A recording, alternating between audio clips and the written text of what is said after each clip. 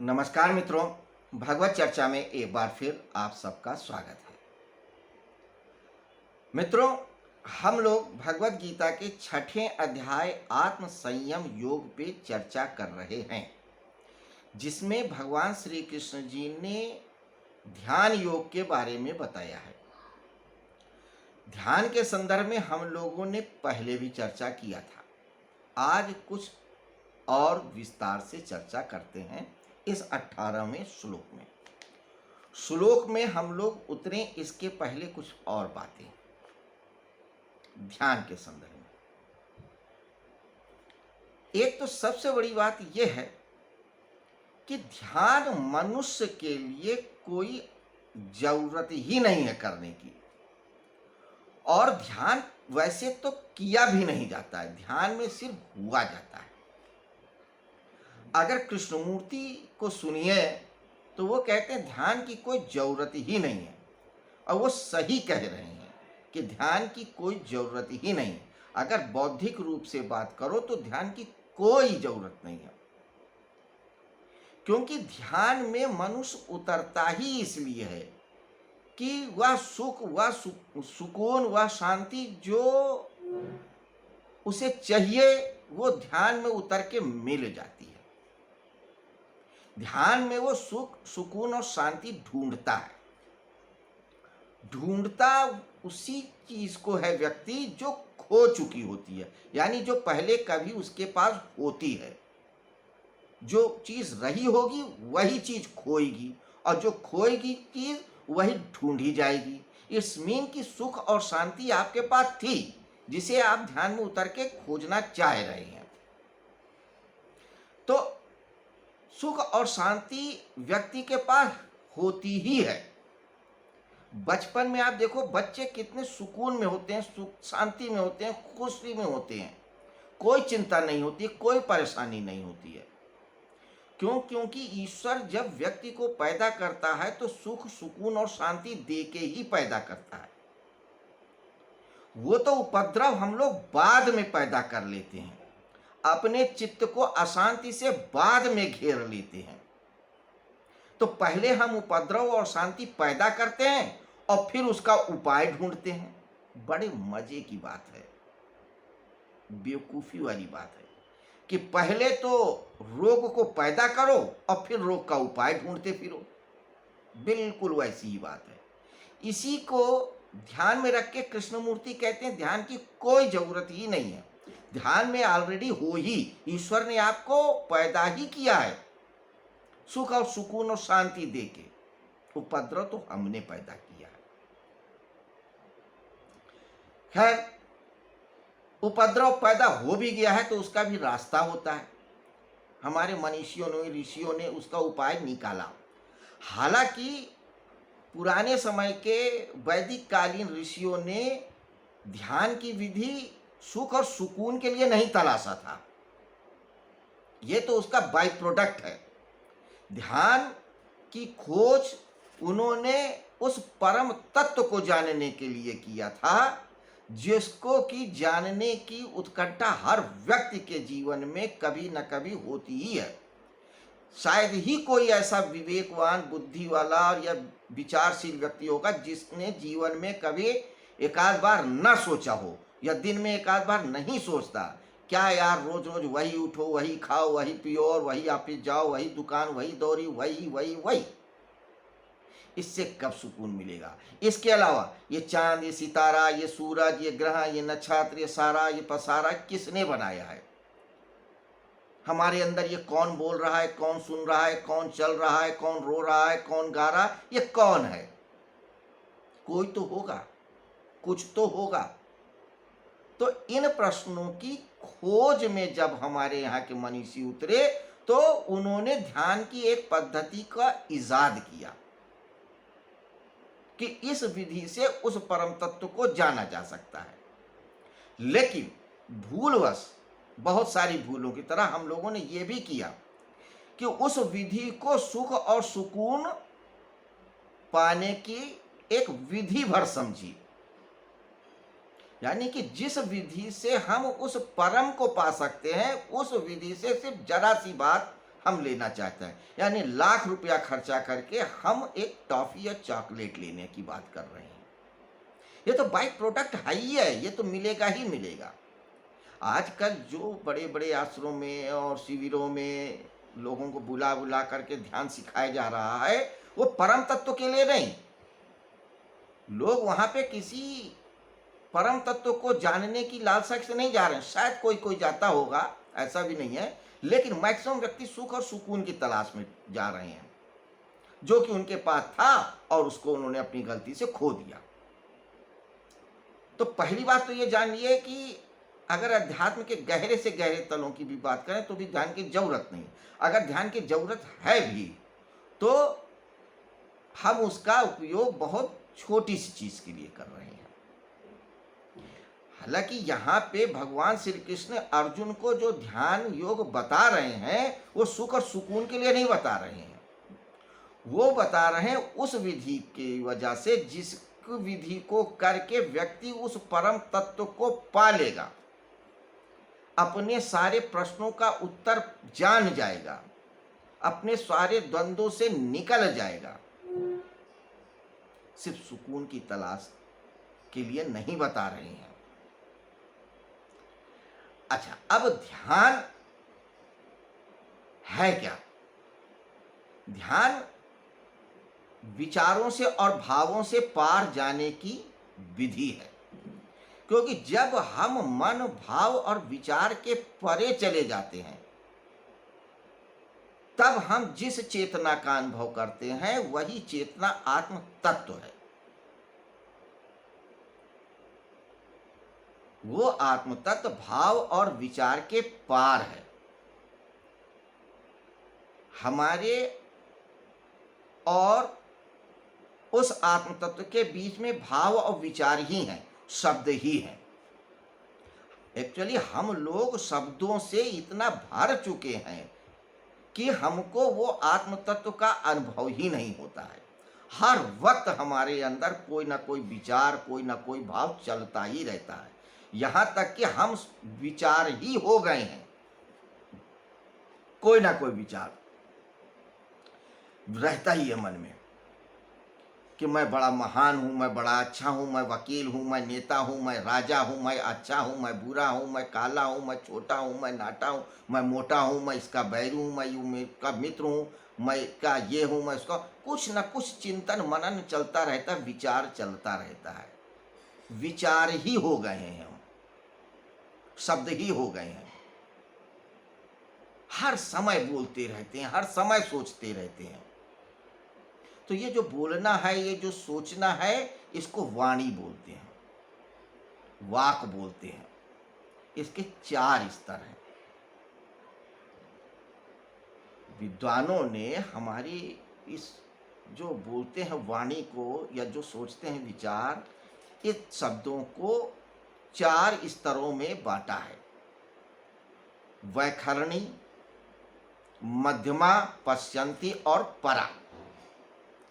ऋषि और मुनि क्या कहते हैं कि हम कुछ बोल रहे हैं और आप जो सुन रहे हैं वो शब्द, वो वाणी वैखरणी है। यानी मैंने आपसे कहा राम, तो राम शब्द जो आपने सुना ये वैखरणी लेवल पे है कि मेरे मुख से निकला और आप सुन रहे हैं, ये वैखरणी स्तर है वाणी का। लेकिन जब हमने आपसे कहा राम, तो राम मेरे बोलने के पहले भी मेरे मन में कहीं तो रहा होगा। अगर मेरे मन में राम शब्द नहीं था, मेरी बुद्धि में, मेरी विचारणा में, तो मैं राम बोल ही नहीं सकता। मेरे अंदर राम शब्द रहा होगा तभी निकलेगा, इनपुट कुछ न कुछ रहा। तो जब वह राम शब्द हमारे अंदर था तो वह विचार रूप में था, उसको या भाव रूप में उसको बोलते हैं मध्यमा। विचार ही कहो, मध्यमा, मध्य। अब लोग देख सकते हैं वैज्ञानिक यंत्रों से, बहुत सूक्ष्म यंत्रों से, और ध्यान में जो गहरे उतरे वो विचारों को पढ़ भी लेते हैं, क्या चल रहा है अंदाजा लगा लेते हैं। वो मध्यमा है, यानी मध्य में है। तो जब वाणी विचार रूप में होती है तो मध्य में होती है, मध्यमा कहलाते हैं। लेकिन विचार के पहले भी तो वह कहीं ना कहीं रही होगी, यानी वो राम शब्द कहीं तो रहा होगा। विचार आया मन में, उसके पहले कहाँ था? तो कहीं हमारे हृदय में, कहीं पे कुछ भी जगह एक बीज तो रहा होगा ना इस राम शब्द का। वो कहलाता है पश्यंती स्तर और सूक्ष्म स्तर, भाव के पहले का स्तर। और संस्कृत में पश्यंती का अर्थ होता है देखना। तो जब वाणी सूक्ष्मतर स्तर पे आ जाती है तो दिखाई पड़ती है, वो एक स्वरूप में होती है। जो अक्षर होते हैं वो दिखते हैं क्लियर कट। तो हमारे यहाँ के जो ऋषि और मुनि हैं उन्होंने मंत्रों को देखा है, इसीलिए उन्हें कहते हैं ऋषि, यानी दृष्टा। तो अगर भगवान विश्वामित्र ने गायत्री मंत्र को देखा, उसके दृष्टा है, रचयिता नहीं है। वेदों के जो मंत्र हैं उसके दृष्टा होते हैं, रचयिता नहीं होते हैं, क्योंकि वो देखते हैं। तो जब ध्यान की गहरे स्तर पे जाते हैं तो शब्द स्वरूप लेके उभर आते हैं पश्यंती के स्तर पे। तो ऋषि ने देखा, विश्वामित्र ने देखा, ओम भूर्भुवः स्वः तत्सवितुर्वरेण्यम, और फिर उसको उन्होंने वैखरणी में बताया। पहले विचार रूप में लाए मध्यमा में, फिर वैखरणी में बताया, फिर उसको कागजों में लिख लिया गया बाद में चल के। तो पश्यंती की स्तर, लेकिन वह राम शब्द पश्यंती के पहले भी तो रहा होगा और पीछे। जब और पीछे जाओगे तो परा स्तर बोलते हैं, मोटी मोटा। परा मतलब जो परे है, which is the beyond our reach, जिसे हमारी आंखें देख नहीं सकती, कान सुन नहीं सकते हैं, त्वचा स्पर्श नहीं कर सकते, हम जाके नहीं पकड़ सकते, कुछ नहीं। वो परा है, विच इज द बियॉन्ड। तो जो परा है वहां से वो शब्द आ रहा है, तो वहां पे गए। तो जब विचारों के पीछे पीछे पीछे चले जाओ, उस परा के स्तर पे चले जाओगे जहां कुछ नहीं होगा, वहां पे चले जाओगे। और उसके पार जब छलांग लगेगी तो जो सब बचेगा वही आत्म तत्व होता है। तो जो आत्म तत्व है उसके से लेके और हमारे इस वाणी तक या बोलने तक सिर्फ शब्द ही हैं, शब्द शब्द शब्द, अक्षर अक्षर अक्षर। तो इन शब्दों को, इन विचारों को हम जब हटा देंगे तो क्या शेष बचेगा? वही परमात्मा। तो ध्यान वो विधि है जो हमको विचारों के पार ले जाती है, भावों के पार लेके जाती है।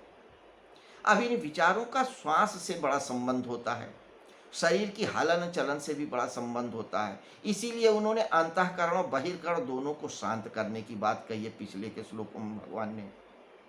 तो जब व्यक्ति अपने शरीर को और मन को, यानी अंतःकरण बहिर्करण दोनों को स्थिर कर लेता है, किसी भाव, किसी विचार, किसी बिंदु में स्थापित कर देता है, तो धीरे धीरे वो व्यक्ति विचारों और भावों के पार चला जाता है और उस स्थिति पे चला जाता है जहाँ पे सिर्फ वही है, यानी आत्मन तत्व।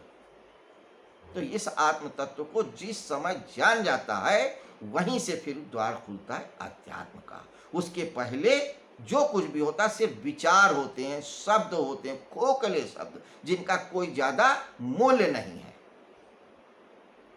ये सारे विचार, ये भाव बाहर की जगत से आए होते हैं। अगर अंदर की जगत में गए होते तो बहुत पीछे नहीं गए होते हैं,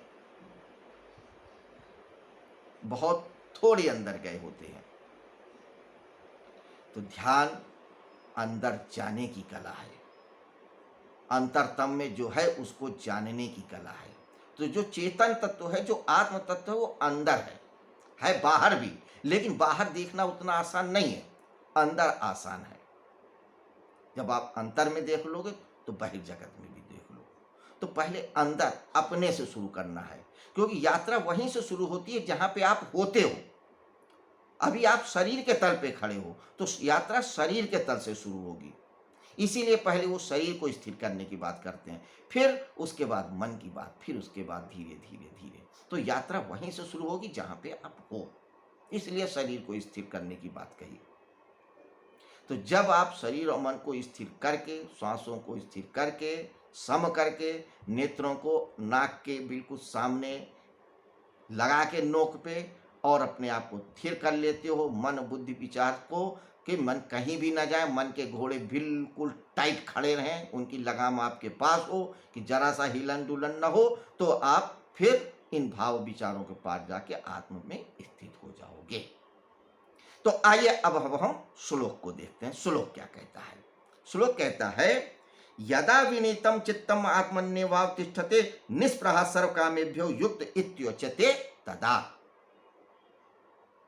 वश में किया यानी वश में किया हुआ चित्त जिस काल में अपने स्वरूप में ही स्थित हो जाता है और संपूर्ण पदार्थों से निष्प्रह हो जाता है, उस काल में वह योगी है, ऐसा कहा जाता है। अब देखिए इसमें एक और शब्द है चित्त। एक्चुअली चित्त शब्द चेतना से बना है, चैतन्य से बना है, यानी जो जानता है, द नोअर। चेतना मीन्स नोअर, जो जानता हो, जो जाने, वही चैतन्य है। यह दीवार है, यह ग्लास है, यह कैमरा है, यह मूवी है, यह घर है, यह परिवार है, जो जान रहा है वही आत्मन है, और जिसके द्वारा जाना जाता है वही चित्त है। तो चित्त ही ज्ञान भी है, लेकिन जब चित्त की परिभाषा पे जाएंगे तब विस्तार से समझेंगे। लेकिन जो सारा पसारा है वो चित्त ही है, चित्त अनुभव है, चित्त ही ज्ञान है। तो कहते हैं जो चित्त जिस सरफेस पे हमारा सारा ज्ञान स्टोरेज है, उस स्टोरेज पे जब हम पहुंच जाते हैं, एक्चुअली जितना सारा हमारा अनुभव है कि हम हैं, ये हमारा नाम है, ये हमारा विचार है, ये हमारा घर है, ये हमारा परिवार है, ये हम इस जन्म में यहाँ थे वहाँ, जितना भी अनुभव है वो चित्त में होता है। तो चित्त में जब आदमी स्थित हो जाता है भाव और विचार के पार जाके, उस समय आप समझिए कि वो अपने स्वरूप में स्थित होता है और संपूर्ण पदार्थों से निष्प्रह हो जाता है। और जैसे ही व्यक्ति उस चित्त में, उस अल्टीमेट तत्व में स्थित हो जाता है, उस समय वो सारे पदार्थों से निष्प्रह हो जाता है, कोई लगाव नहीं रह जाता है। कोई भी पदार्थ हो संसार का, यश हो, मान हो, सम्मान हो, घर हो, परिवार हो, जमीन हो, जायदाद हो, कुछ भी हो, सारे पदार्थों से उसका मोह भंग हो जाता है, क्योंकि वह अपने स्वरूप में स्थित है। तो जब चेतना अपने स्वरूप में स्थित हो जाती है तो उसको किसी से अटैचमेंट नहीं होता, क्योंकि चेतन जो है तत्व किसी जड़ के साथ संयोग नहीं करता है। जड़ के साथ जब जुड़ता है तो जड़ में क्रिया हो जाती, उसमें नहीं होती है, वो कैटेलिटिक एजेंट ही रहता है। तो जब व्यक्ति भाव और विचारों के पास चला जाता है तो वह सब जड़ पदार्थों से निस्संग हो जाता है, उसे कोई रस नहीं रह जाता और वह अपने स्वरूप में स्थित होता है। तो जब व्यक्ति भाव और विचारों के परे जाता है तो सारी वृत्तियां, सब कुछ उसके चित्त में ही स्थित हो जाता है और तब वह योगारूढ़ होता है। अब एक बात और समझिए, उस काल में वह योगी है ऐसा कहा जाता। उस काल में अगर आप समाज में गए तो जितनी देर आप इस संसार के पार रहे, निष्प्रह रहे, जितनी देर आपकी चेतना अपने चित्त में, अपने स्वरूप में स्थित रहे, उतनी ही देर योगी हो। अगर आप उसके बाहर चले आए तो योगी नहीं रहे। ऐसा नहीं है कि आप बाहर, अनुभव रहेगा, भाव दशा रहेगी, लेकिन तब आप योगी नहीं रहोगे। सिंपल उदाहरण से समझे, एक व्यक्ति है, वह ट्रेन पे बैठ के कहीं जा रहा है, जितनी देर वह वाहन पे या ट्रेन पे बैठा उतनी देर मुसाफिर है। ट्रेन से उतर गया फिर वो मुसाफिर नहीं रह गया। एक व्यक्ति नृत्य कर रहा है तो जितनी देर नृत्य कर रहा है उतनी ही देर वो नर्तक है, उसके बाद तो मनुष्य है। एक वकील है, जितनी देर वकालत कर रहा है उतनी ही देर वकील है। अब घर में भी आकर के अगर वो वकील बना रहे तो अपने जीवन को अस्त व्यस्त कर ले। लेकिन बहुत बार होता है, जो बड़े अफसर हो जाते हैं, ऑफिस में तो अफसर होते हैं, घर में भी अफसरी झाड़ने लगते हैं, तो उनका घर अस्त व्यस्त हो जाता है। कुछ लोग बड़ी बड़ी पोस्टों पर रहते हैं, रिटायर हो जाते हैं, फिर भी नहीं मान पाते, अपने आप को कलेक्टर और नवाब और अफसर ही समझते रहते हैं। तो एक उपद्रव और खड़ा कर लेते हैं। तो ऐसे ही जिस समय आपका चित्त में स्थिति है उसी समय योगी हो। आपकी स्थिति चित्त से हटी तो आप योगी नहीं रहे। तो इसलिए आपने फोटो में जो देखा होगा शंकर भगवान को और देवताओं को ध्यान कर रहे हैं, इसीलिए क्योंकि वो बड़ी बड़ी चेतनाएं जानती हैं कि जिस समय हम ध्यान में नहीं रहे तो हम भी मनुष्य ही हैं, अलग नहीं है। मुझ में और दूसरे जीवों में अंतर ही यही है कि हम हर समय अपने स्व में स्थित हैं। तो जय भगवान शंकर हो, विष्णु हो, कोई भी हो, जो देवता हमेशा ध्यान में लीन है, इसका मतलब कि वह स्व में स्थित है। अगर वो भी ध्यान से निकल आ जाए तो हमारे ही आप जैसे हैं। तो जब तक हम ध्यान में स्थित हैं, अपनी स्वरूप में स्थित हैं, तभी तक योगी हैं। तो इसलिए बहुत सारी साधनाएं ऐसी होती हैं कि आप उस स्थिति पहुंचने के बाद आप हर समय ही ध्यान में रहते हो, हर समय। उस बात पे फिर हम बाद में चर्चा करेंगे, समय पे धीरे धीरे जैसे जैसे विषय आते जाएंगे। तो मित्रों, ध्यान योग पे हम लोग आए कि ध्यान कैसे करें, फिर ध्यान करने के बाद क्या अवस्था होती, क्या स्थिति होती, इस पे चर्चा किया। अब आगे इसी विषय पे भगवान श्री कृष्ण क्या कहते हैं ये हम लोग जानेंगे कल की चर्चा में। आज के लिए बस इतना ही। मित्रों, आप अभी भी कोरोना काल खत्म नहीं हुआ है, उसका भय और उसका डर अभी भी व्याप्त है। इसलिए आप लोग जब तक जरूरी ना हो घर से ना निकलें, घर में रहें, सेफ रहें, सुरक्षित रहें, ऐसी कामना करता हूँ। आप लोग इस चर्चा को सुनने के बाद मनन करिए, चिंतन करिए, निधिध्यासन करिए, तो ही फल है, वरना टाइम पास है। बाकी चुनाव आपका। फिलहाल अब नमस्कार, शुभ रात्रि मित्रों।